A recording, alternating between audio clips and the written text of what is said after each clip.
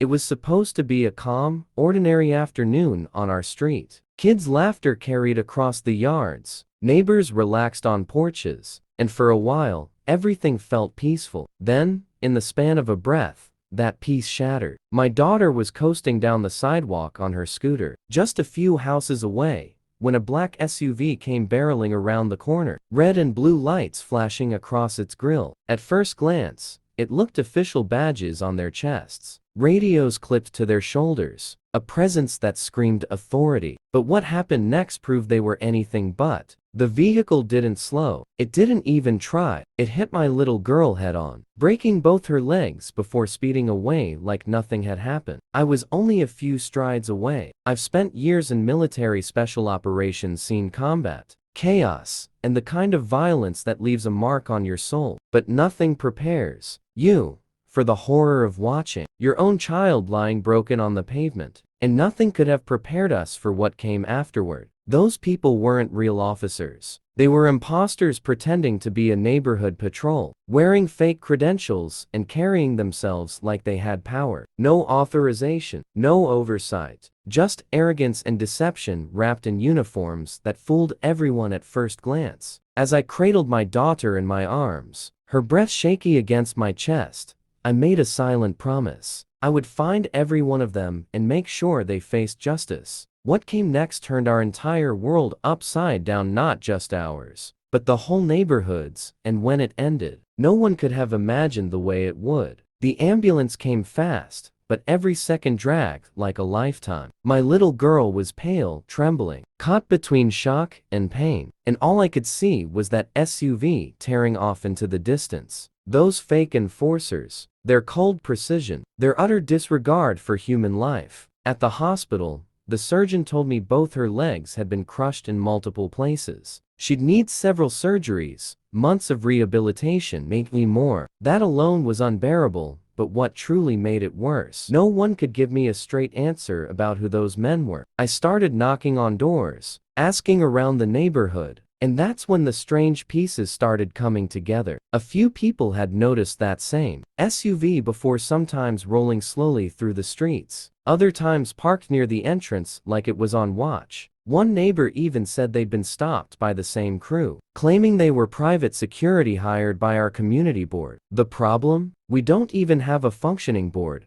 let alone an authorized patrol. That was the moment I knew something was deeply wrong. I began to dig in, relying on every investigative instinct I'd learned from years of service. I talked to residents, tracked plate numbers, checked camera footage from home systems. The deeper I went, the darker it got. These weren't random pretenders playing dress up. There was structure behind them, coordination, something organized, deliberate. And it became obvious they didn't like that I was digging into their business. The stories grew more unsettling by the day. One man told me he'd seen the SUV parked near the old park entrance around midnight, lights off, motor idling. Another swore he caught a glimpse of a clipboard filled with names, and a phony badge that mimicked a sheriff's emblem but lacked any county seal. Most folks had stayed quiet out of fear or confusion. Some thought the men were legitimate officers. Others just didn't want to get involved. But once my daughter got hurt,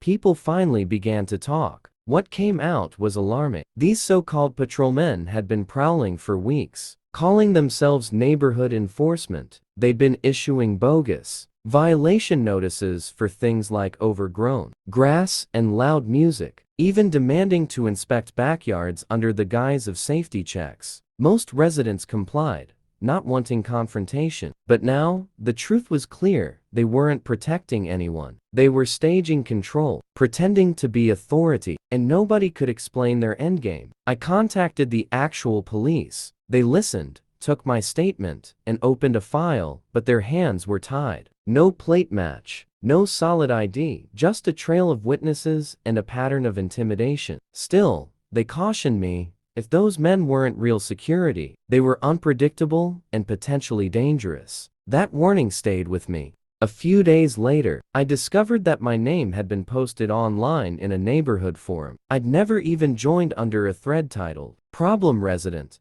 That was the spark that turned everything volatile. Not long after that post appeared, things began spiraling fast. I started spotting the same black SUV idling a few houses down, engine humming, headlights off. Sometimes, another car joined it, no plates. Tinted glass, the kind that hides faces. It wasn't paranoia, they were watching us. My wife grew terrified to let the kids step outside. Even neighbors who'd once supported us now avoided eye contact, their smiles replaced by silence. It felt like someone had flipped a switch suddenly.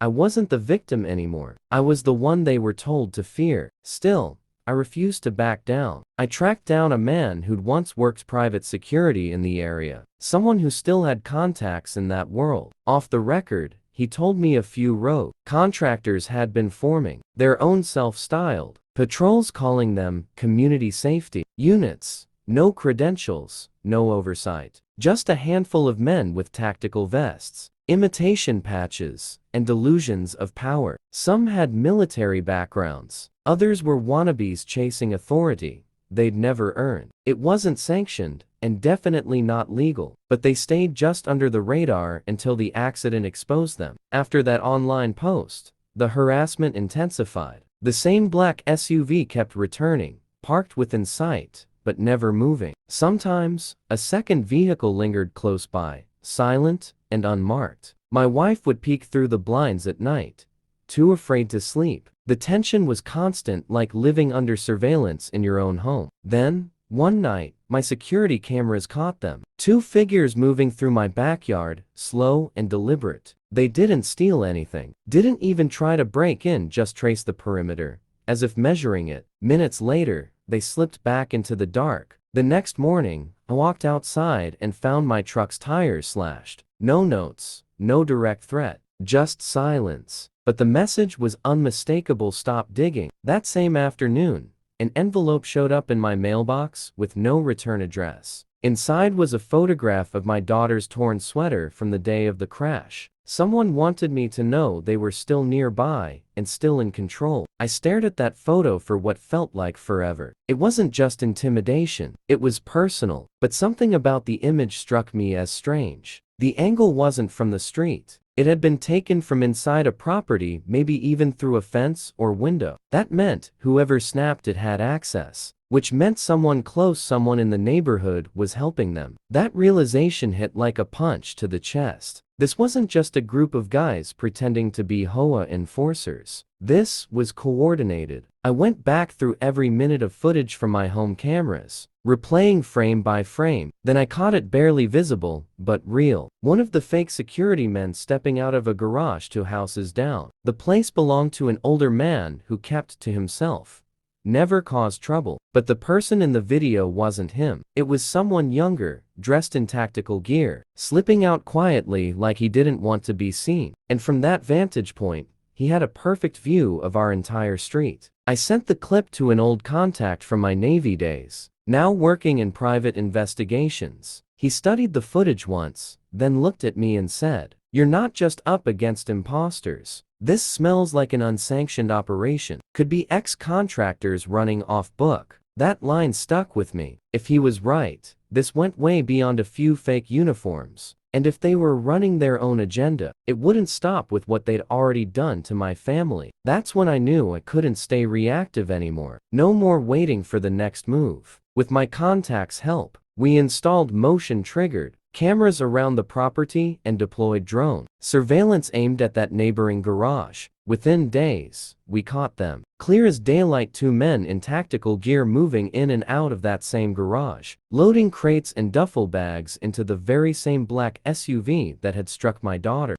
One of the men even wore the same insignia I remembered from the day of the crash. That was enough. I gathered every clip, every frame, every timestamp, and took it all straight to the local police. This time, they didn't hesitate. Federal agents joined the investigation within hours. It turned out our family wasn't the only one. A few towns over, people had filed eerily similar reports, groups posing as homeowners, association officers, setting up so-called security zones, and using intimidation to pressure residents. Some were being extorted with bogus fines. Others were being coerced into selling their homes below value. It was systematic, organized, and buried beneath a facade of legitimacy. The takedown came just after dawn. No noise, no warnings, just precision. From our window, we watched unmarked vehicles glide into the street, doors opening in unison as agents moved in. Within minutes, the garage to houses down was surrounded. The man we thought was just a quiet neighbor turned out to be far more dangerous, a disgraced former contractor with connections to a private defense firm that had been dissolved years ago for misconduct. For a moment, we believed it was finally over. But a week later, another delivery arrived, small, plain,